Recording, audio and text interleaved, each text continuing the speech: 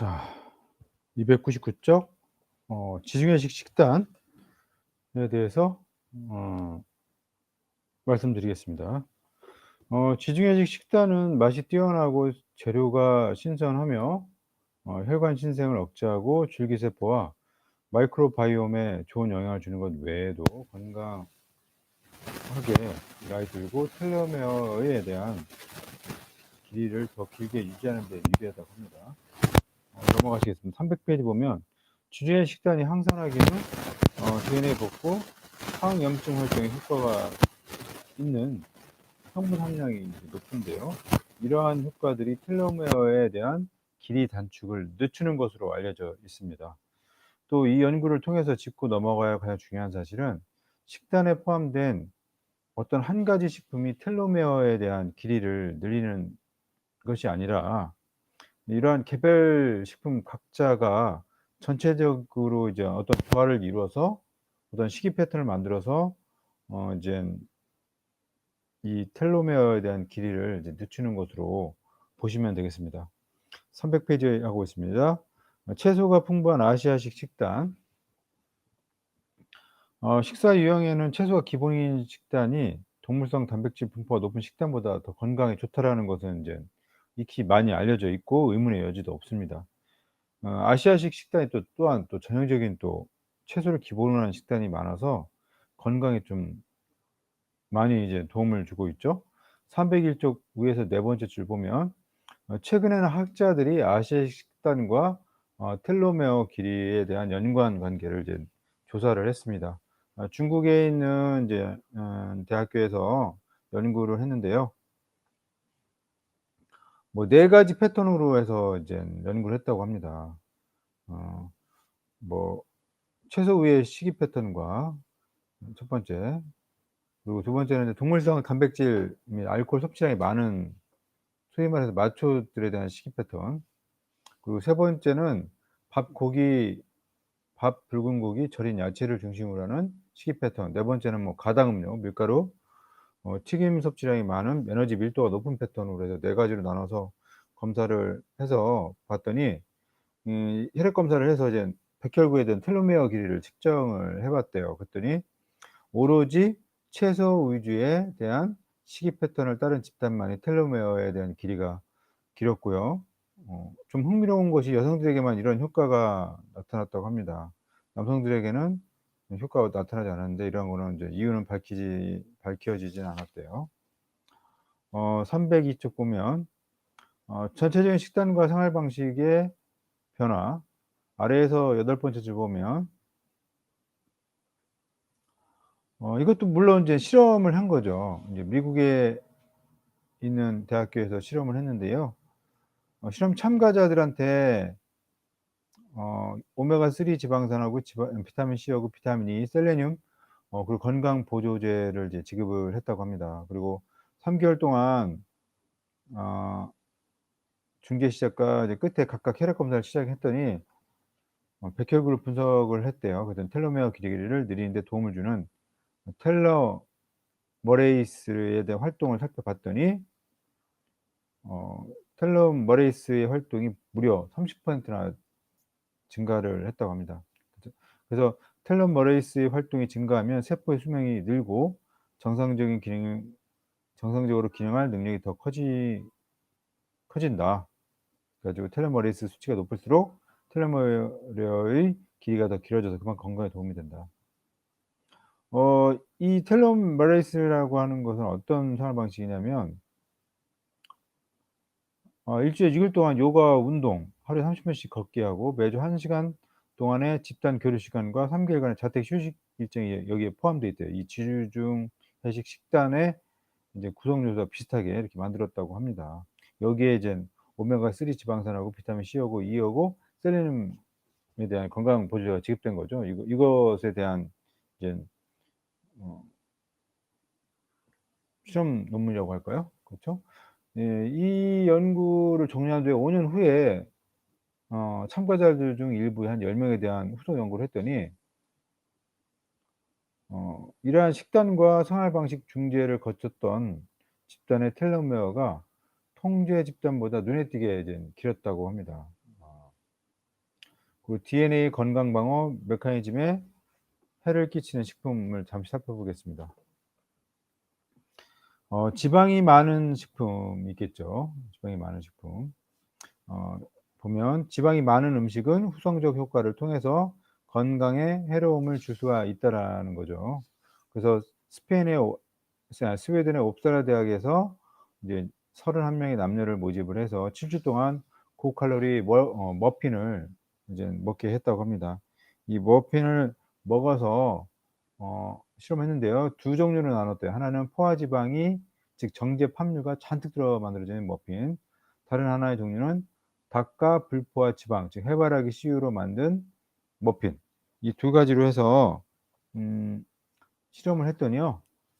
분석 결과 포화 지방을 먹은 사람들이 내장 지방과 간 지방이 모두 증가했다고 합니다. 그리고 또 중성 지방인 트리글리세라이드가 14% 나도 높아졌대요. 그리고 불포화 지방으로 만든 머핀을 먹은 사람들은 지방을 뺀 체중이 이제 증가를 했고요. 트리글리세라이드 수치도 8% 감소했다고 합니다. 좀 더 이 괴놈에 대한 변화를 분석했더니요. 지방을 섭취함으로써 메틸화가 인제 나타나서 유전자 1442 개가 비활성화가 됐다고 합니다. 닭과 불포화 지방이 든 머핀을 먹은 경우에는 유전자 발현에 중대한 변화가 없었지만 이런 고지방을 음 먹은 쪽에서는 메틸화가 일어나서 유전자가 이제 비활성화가 됐다는 얘기죠. 즉 몸이 나쁜 포화 지방이 든 머핀을 먹은 경우 지방 세포에서 단백질 생성되는 단백질 28 종이 이제 변형을 유발했다라는 거예요, 이런 메틸화를 통해서.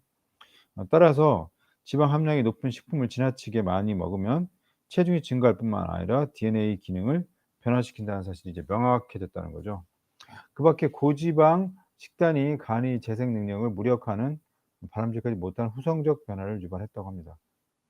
그러니까 우리가 지방이라 하더라도 포화 지방이 많이 든 걸 먹으면 안 되고 닭과 불포화 지방 쪽으로 먹어야 되겠죠. 그러니까 저탄 고지, 탄수화물 적게 하고 지방을 많이 섭취한다. 그 지방은 포화 지방이 아니라 닭과 불포화 지방이라고 생각하시면 돼요. 닭과 불포화 지방으로 많이 먹자라고 생각합니다. 그리고 이 305 쪽 가공육 보시겠습니다. 가공육은 어 텔로메어 길이를 단축시킵니다. 그것만 아시면 돼요. 가공육은 텔로메어의 길이를 단축시킨다. 어 그 아래에서 보면 305쪽 하고 있습니다. 미국에서 이젠 어 실험을 했어요. 실험을 했더니 그 분석 결과에 대해서 나타있습니다 맨 아래줄 보면 305쪽 맨 아래줄 보면 텔로메어 길이 단축과 연관이 있는 식품은 단 한 가지였다. 뭐 가공육뿐이었다.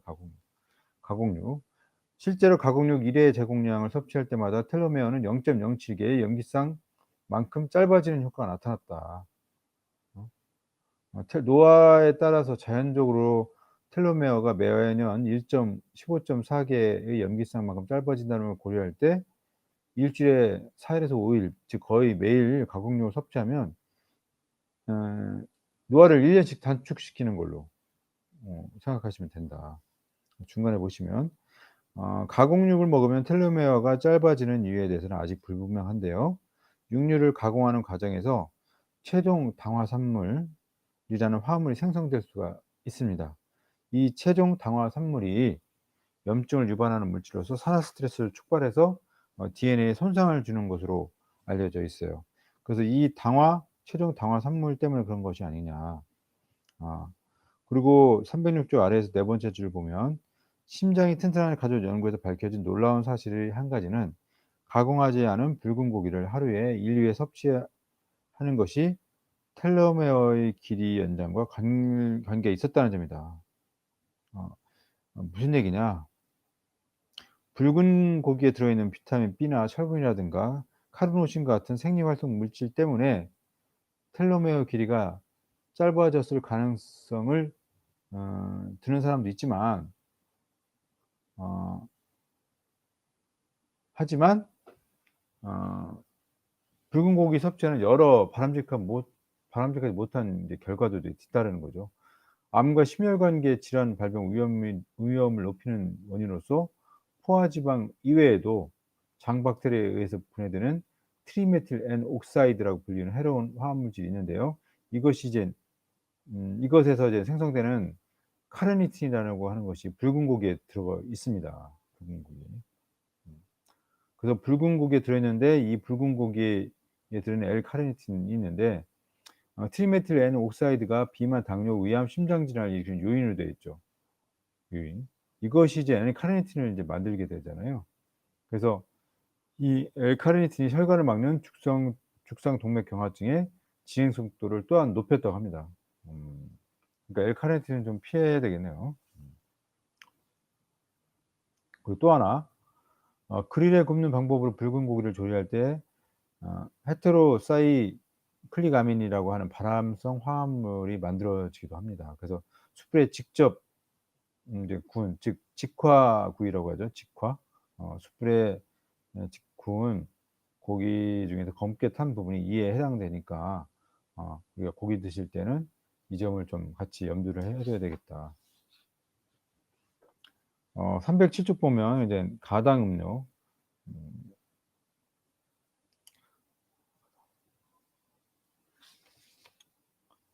308쪽 보겠습니다. 가당 음료입니다.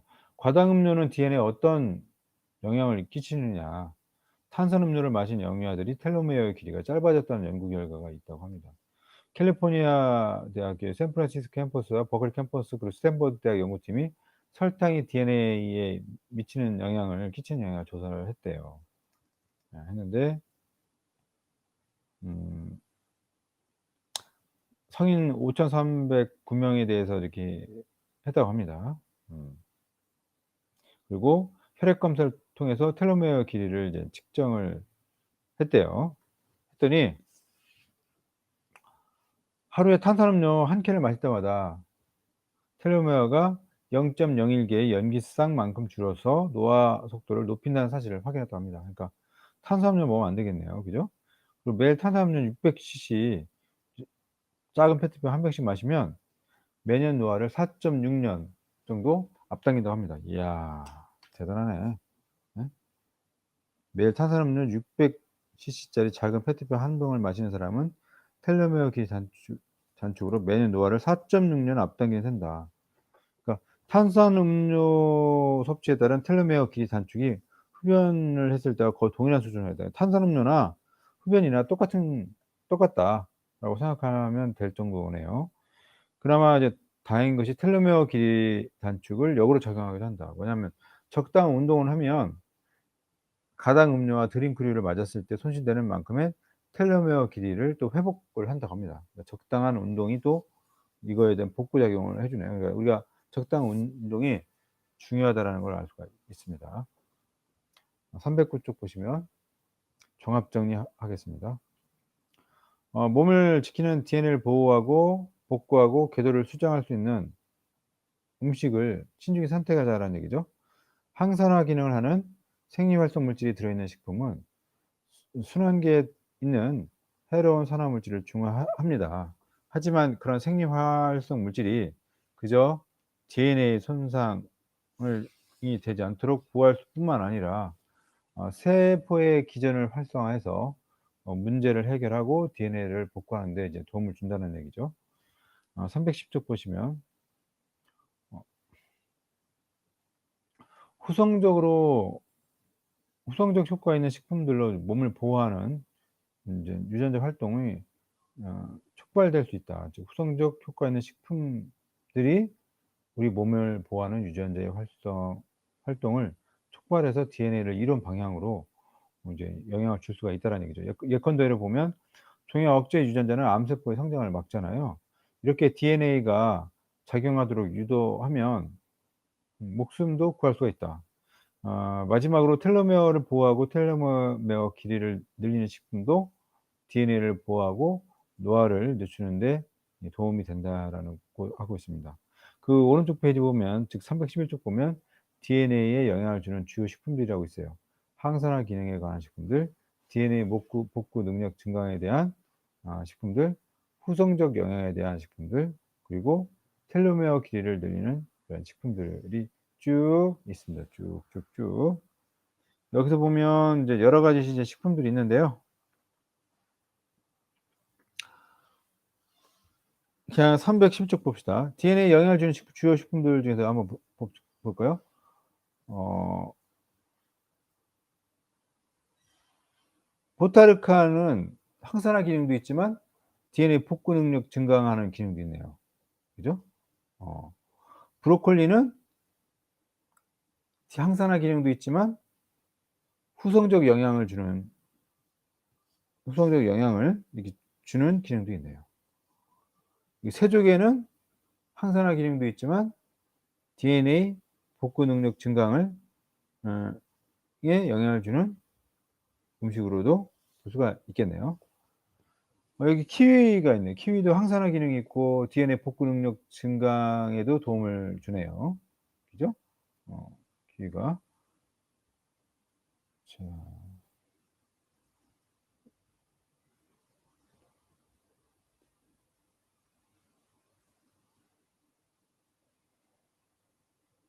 이렇게 이제 DNA에 영향을 주는 주요 식품에 대해서 311 쪽에 어 있습니다. 312쪽 면역주의를 면역주의 본부를 가동하라는 거에 대해서 이제 출발을 하겠습니다.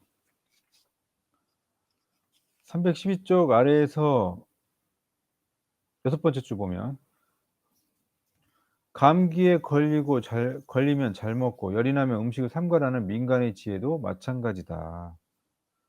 어? 이거에 대해서 무슨 얘기냐 한번 보겠습니다.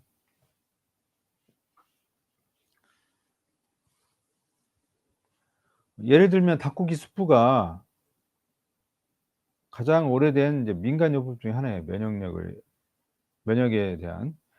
그래서 이 닭고기 수프에 대해서 한번 연구를 해 봤대요. 그 닭고기 살과 뼈로 만든 수프에 어 좀 알아봤더니 닭고기의 살과 뼈로 만든 수프에 면역 체계의 염증 반응을 조절하는 천연 생리 활성 물질이 들어 있다는 사실이 밝혀졌다고 합니다. 그래서 몸에 염증이 적을수록 그리고 감기와 독감에 걸려 고생할 확률이 적잖아요. 그래서 감기에 걸리면 잘 먹고 열이 나면 음식을 삼가라는 민간의 지혜도 마찬가지입니다. 무슨 얘기냐? 주기적으로 금식을 하면 몸에 남아 있는 낡은 면역 세포들이 제거가 되죠. 그 대신 줄기세포에서 건강한 면역 세포가 새로 생겨서 감염에 맞설 태세를 갖춰집니다. 며칠간 금식을 해야 되느냐? 한 5 일입니다, 5 일. 5 일. 그 발터 롱고 박사가 어 제시하는 간헐적 단식 있잖아요. 그거 5 일간만 하시래요. 5 일간 정도 하셔야 그 줄기세포에서 건강한 면역세포가 새로 생겨서 감염에 맞설 태세가 된다고 생각하시면 돼요. 5 일. 5 일을 넘어가면 안 돼요. 딱 5 일. 313쪽 위에서 두 번째 줄 보면 우리가 먹고 마시는 음식은 몸의 건강을 지키는 면역의 두 가지 부분인 내재 면역계와 적용 면역계의 영향을 높이거나 또는 낮출 수도 있어요. 313쪽 중간 보시겠습니다. 면역 관련 질환 보시겠습니다. 면역 체계는 건강과 불가분한 관계에서 모든 질병은 면역 체계와 어떤 방식이든지 연결이 되어 있잖아요. 근데 여기에는 두 가지 원칙이 있다고 합니다. 첫 번째는 면역 체계가 약해서 침입자들이 몸에 뿌리내는 것을 막아내지 못하는 경우가 있겠죠.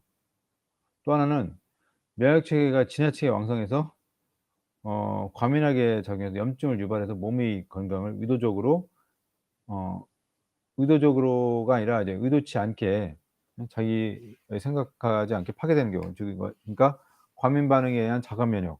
첫 번째는 면역력이 너무 약한 방향. 이 두 가지가 있을 수가 있겠죠. 그럼 약해진 면역 상태에 대해서 한번 볼게요. 면역 체계가 약화되면 감염원들이 이제 몸에 들어오겠죠. 근데 이것들이 이제 우리 몸을 이제 위협하는 것은 면역 체계가 암세포를 가려내지 못해서 암이 몸에 뿌리내릴 수 있는 여지를 준다는 거죠. 그래서 이런 면역력 약화가 면역 치료법이라 불리는 암 치료법으로도 대처할 수는 있어요. 즉 뭐냐면 면역 치료 이 자체가 면역 체계가 암세포를 찾아 제거하도록 도움을 주는 이제 치료거든요. 치료입니다.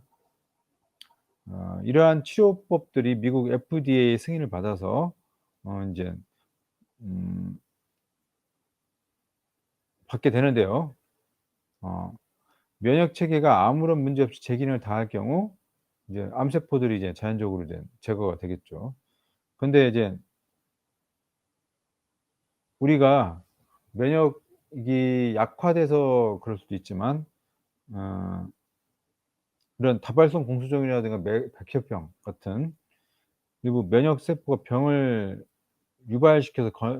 유발시켜서 건강을 지키는 능력이 이제 무력화된 경우도 있어요. 대표적으로 보면 우리가 암 환자분들 있죠? 어 고용량의 화학 치료제나 방사선 치료 위주의 전통적인 암 치료 방법이 사실 면역 체계를 악화시키긴 해요. 여기 한번 보겠습니다. 화학요법과 방사선 치료는 빠르게 증식하는 세포들을 공격을 합니다. 근데 이러한 거는 암세포를 공격하는 데 효과적이기도 하지만 암세포 이외의 면역세포라든가 그 밖의 건강한 세포들도 이제 같이 타격을 받는 거죠. 그래서 암을 때려잡는 세포들도 같이 인젠 음 피해를 입는 거죠. 그리고 또 일부 바이러스 감염도 적응 면역 반응을 개시하는 몸의 능력을 손상시킬 수 있어요. 대표적인 게 에이즈, HIV 감염이라든가 또 하나는 인제 인 인유두종 바이러스 감염, 즉 우리 이제 자궁경부암 쪽이죠. 그리고 또 B형, C형 간염도 인제 어 면역계의 능력을 이제 약화시키는 이제 감염원이죠. 감염원. 어 315 쪽 보시면 또 일부 질환은 실제 면역 체계를 완전히 불구로 만들기도 해요. 대표적인 게 제1형 당뇨병과 2형 당뇨병이 있는데 이 둘은 둘 다 이제 몸의 감염에 이제 취약을 합니다. 그래서 약간의 염증이 몸에 이제 유발이 되면 면역 체계가 약화돼요. 그래서 이런 당뇨 1 형이나 2 형인 사람들은 면역력을 높이는 이제 식품을 먹으면 좋겠죠. 그런데 우리가 그러면 여기서는 얘기하는 게 '모든 면역 결핍을 음식으로 해결할 수는 없다.' 없겠죠. 음식이 효과를 발휘하려면 제대로 갖춰진 흠없는 면역체계가 먼저 마련돼야 된다. 그러니까 음식으로 해결할 수 있는 한도가 있고요. 직접적으로 약으로 해결해야 되는 타임이 있어요. 여기서 얘기하는 거는 음식이 효과를 발휘하려면 제대로 갖춰진 흠없는 면역체계가 먼저 완료돼야 된다. 그러니까 여기 보면 유전병으로 면역세포에 결함이 생겨서 제 기능을 발휘하지 못하면 어떤 음식을 갖다 줘도 해결이 안 되는 거죠. 해결이. 근본적인 문제가 생기니까. 그래서 모세혈관 확장성 실조증이라든가 뭐 최대학급 히가시스 증후군, 중증 복합 면역 결핍증 같은 경우는 그 유전병으로 그 자체의 세포 결함 때문에 이루어지기 때문에 어떤 음식을 먹어도 사실은 해결이 안 되는 거죠. 그래서 세포 이런 면역 세포의 결함 도 하나의 우리가 고려해야 할 점이다. 면역의 과잉 반응. 또 하나 아까 좀 전에는 이제 면역이 약화된 거 얘기했고요. 또 하나는 인제 면역이 너무 강화돼서 과민성 면역 체계에 대해서 얘기할게요. 면역 체계가 엉뚱한 시기에 엉뚱한 장소에서 반응해서 반성적으로 염증을 유발을 하고요. 신체 조직을 손상시키는 것이 자가 면역 질환의 이제 하나의 이제 쉽게 설명할 수 있는 이제 이야기라고 할까요? 자가 면역 질환의 대표적인 게 제1형 당뇨병이죠. 췌장에서 인슐린을 만드는 베타 세포들을 공격하는 자가 항체들이 이제 생성이 되는 거죠. 그래서 이제 공격을 받게 되면 베타 세포들이 이제 제거가 되죠. 그러면 췌장에서 인슐린이 제대로 만들어지지 못하게 됩니다. 그러면 우리 몸속에 있는 혈당 관리를 하기가 어렵게 되죠. 류마티스 관절염도 이제 자가 항체가 관절을 공격을 하게 돼서 인제 관절에 심각한 장애 및 통증을 유발하게 됩니다. 이와 유사한 것이 이제 루푸스라고 불리우는 혼반선 난청도 마찬가지예요.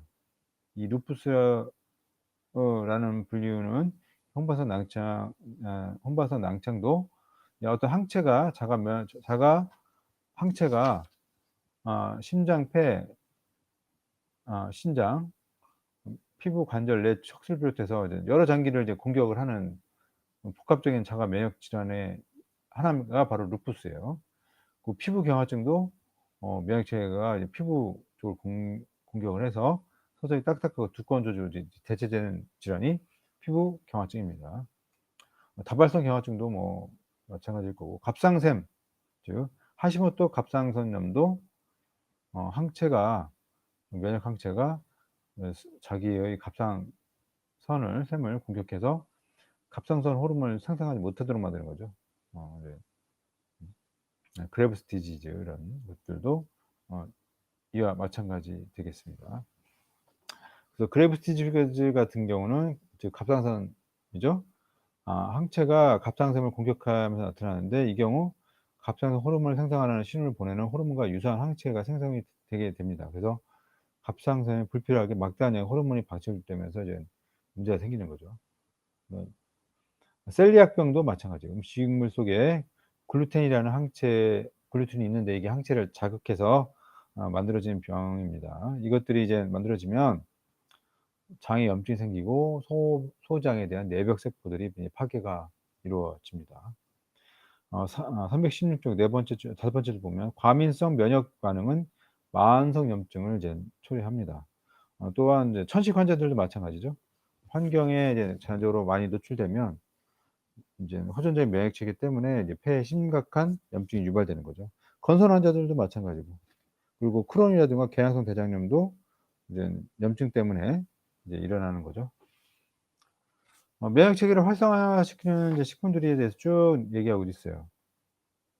여기서는 가장 먼저 면역 기능을 높이는 식품부터 인제 언급이 되네요. 버섯, 양송이 버섯. 네네. 그래서 양송이 버섯은 인제 식이섬유인 베타글루칸을 포함한 생리 활성 물질이 많이 들어 있다고 합니다. 그래서 버섯을 먹은 집단에서 일주일 동안 날마다 데친 양송이 버섯을 이제 100 그램씩 먹었더니 버섯을 먹은 사람들에게 있어서 면역글루빈 A 수치가 꾸준히 상승해서 버섯을 먹기 시작한 지 일주일 만에 55% 증가했다. 그런 거. 그리고 버섯을 먹으면 장이 활성화되고 면역 체계가 작동하면서 이제 항체가 형성이 된다.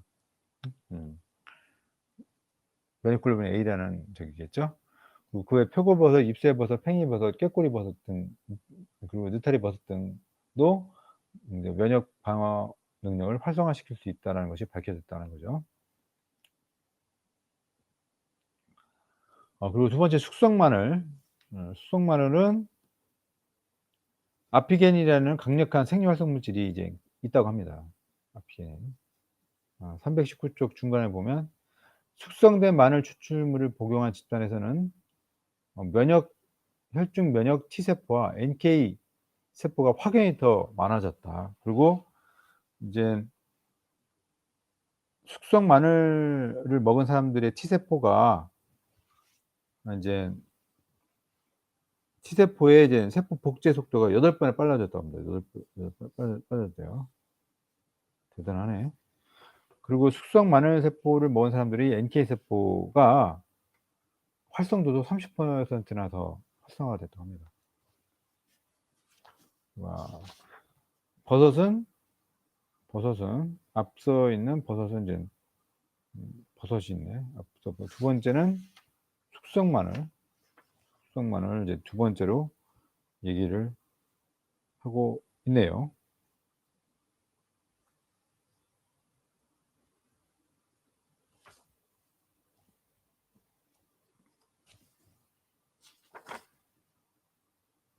근데 우리 이거 양송이 버섯은 데친 거예요.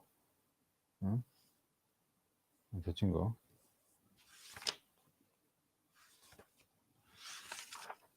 그리고 320쪽 보면 브로콜리 싹은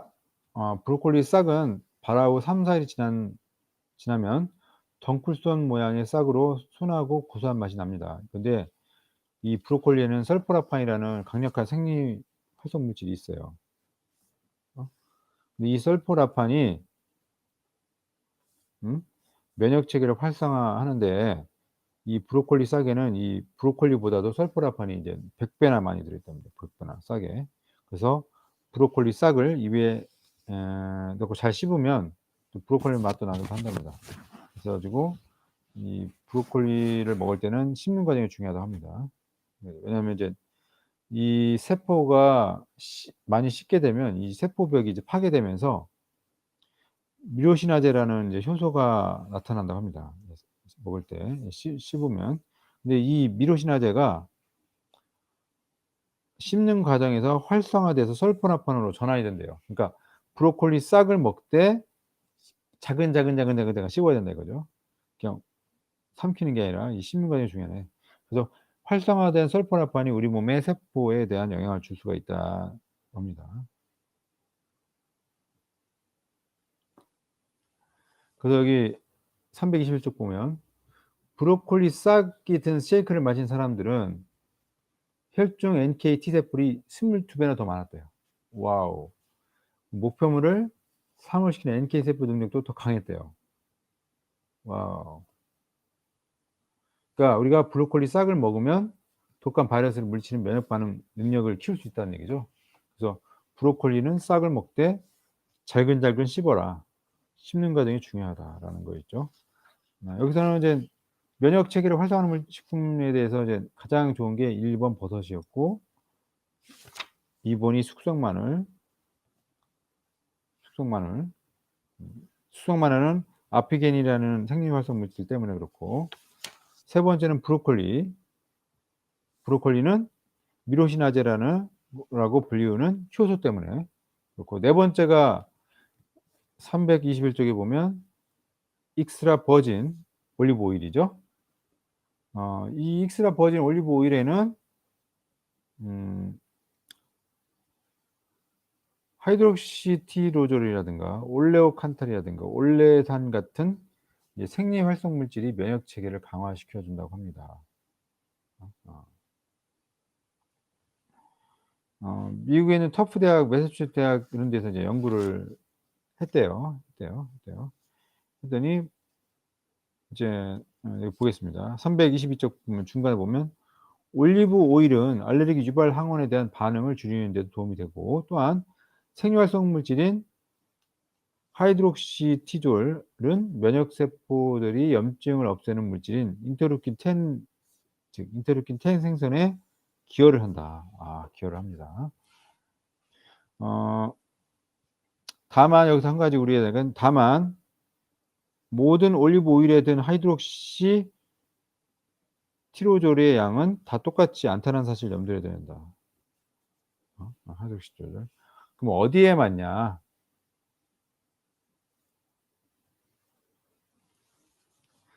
어디에 맞는 것보다 하이드록시티로졸이 가장 함량이 많은 거 뭐냐?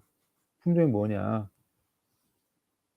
피구알 올리브로 만든 올리브 오일입니다. 피구알 올리브로 만든 올리브 오일이 가장 하이드록시 티로졸 함량이 가장 높았다고 합니다. 그러니까 그리고 엘라그산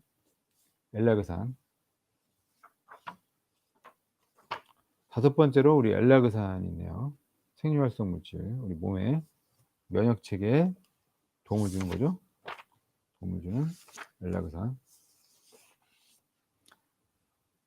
엘라그산이 많이 들어있는 식품으로서는 밤, 블랙베리, 블랙 라즈베리, 호두 석류가 엘라그산 함량이 가장 높은 식단으로 뽑힌다고 합니다.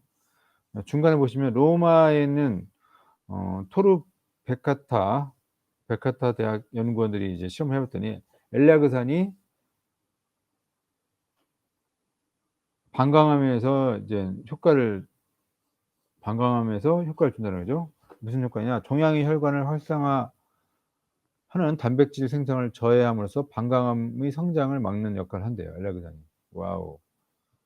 또한 엘라그산은 면역 체계를 속이는 PDL1이라는 단백질이 암세포에서 생성되는 것을 60%나 또 줄여준대요, 엘라그산이.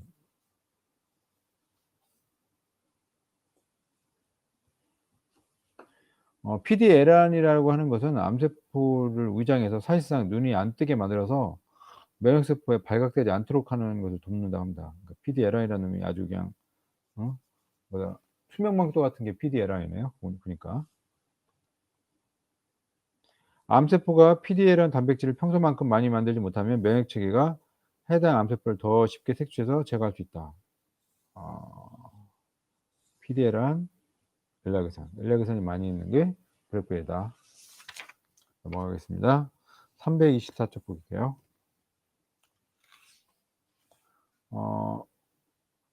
방광염 있는 쥐에 엘라그산을 이제 주입했더니 종양의 성장이 최대 61%가 억제됐다는 얘기도 있대요. 여기 보면.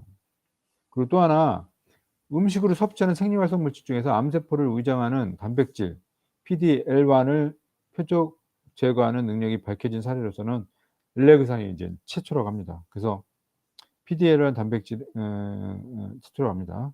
이 PDL1이라는 단백질은 면역 체계를 도와서 암을 제거하는 면역요법의 표적 물질이죠. 그 암에 대한 표적 물질입니다.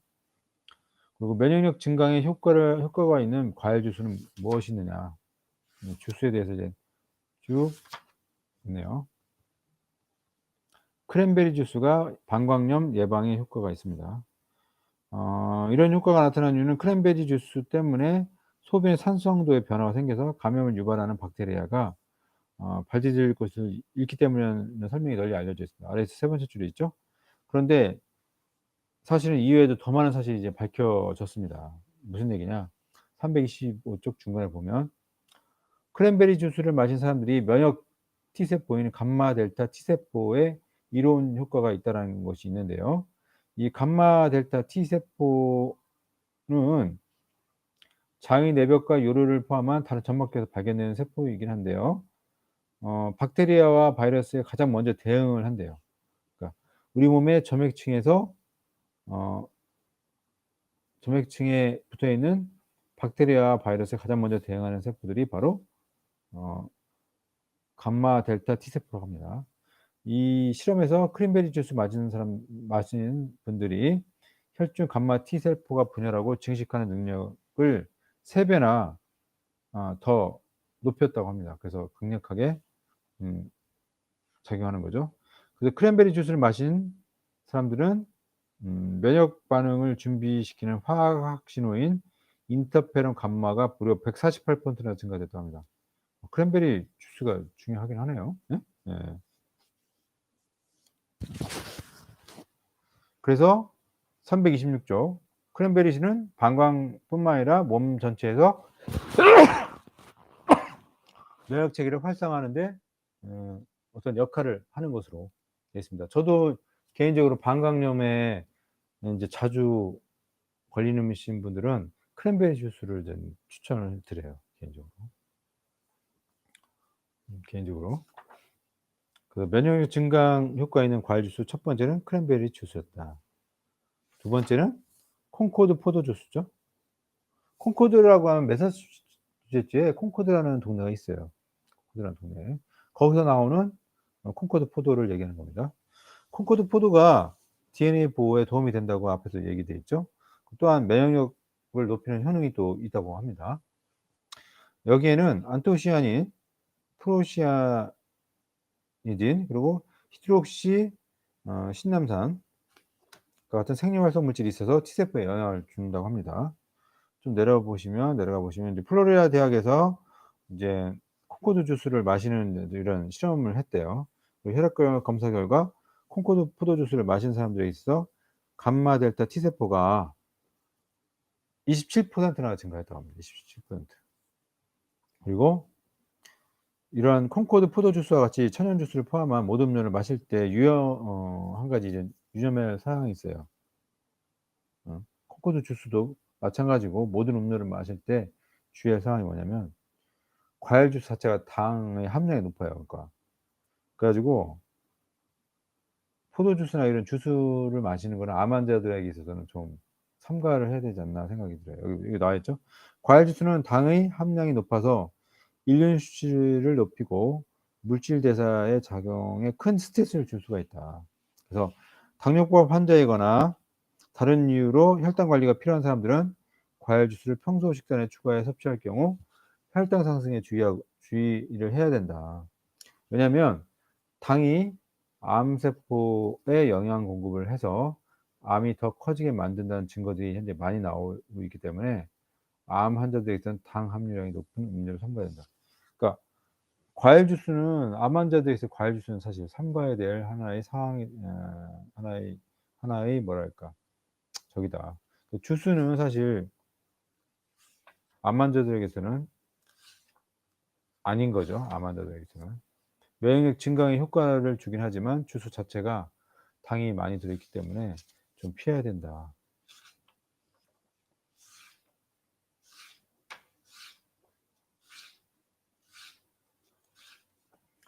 40 분이 됐네요. 오늘은 여기까지 하겠습니다. 다음 시간에 어 면역력 증강 효과가 있는 과일 주스를 다시 한번 짚어볼게요. 다음 시간에. 네, 감사합니다.